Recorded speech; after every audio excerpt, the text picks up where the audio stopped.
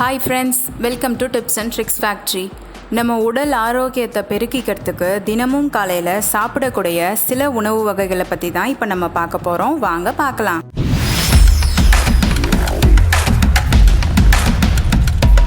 முதல் உணவு வகை எலுமிச்சம்பழம். எலுமிச்சம்பழத்தோட சாறு எடுத்து அதை ஒரு கிளாஸ் வெந்நீரில் கலந்து குடிச்சிட்டு வந்தோம்னா நம்ம உடம்புல தேவையில்லாத கொழுப்பு எதுவும் தங்காது, உடல் பருமன் அதிகரிக்காது. இரண்டாவது துளசி. ஒரு 4-5 துளசி இலைகளை எடுத்து வெறும் வயிற்றுல நீங்கள் மென்று சாப்பிட்டுட்டு வந்தீங்கன்னா புற்றுநோய் வர்றதுக்கான வாய்ப்பு குறையும். மூணாவது பால். இதில் கால்சியம் சத்து அதிகமாக இருக்குது. ஒரு டம்ளர் பால் குடிச்சிட்டு வர்றதால நம்மளோட எலும்புகள்லாம் ரொம்ப ஸ்ட்ராங் ஆகும். இது பெண்களுக்கு ரொம்ப முக்கியம், உங்கள் எலும்புகளை நீங்கள் ஆரோக்கியமாகவும் திடமாகவும் வச்சுக்கிறதுக்கு. நாலாவது தண்ணீர். 3 லிட்டர் தண்ணீர் நீங்கள் குடிக்கிறதால உடம்புல இருக்க நச்சுகள்லாம் வெளியேற்றப்படும், நோய்கள் எதுவும் அண்டாது இதனால்.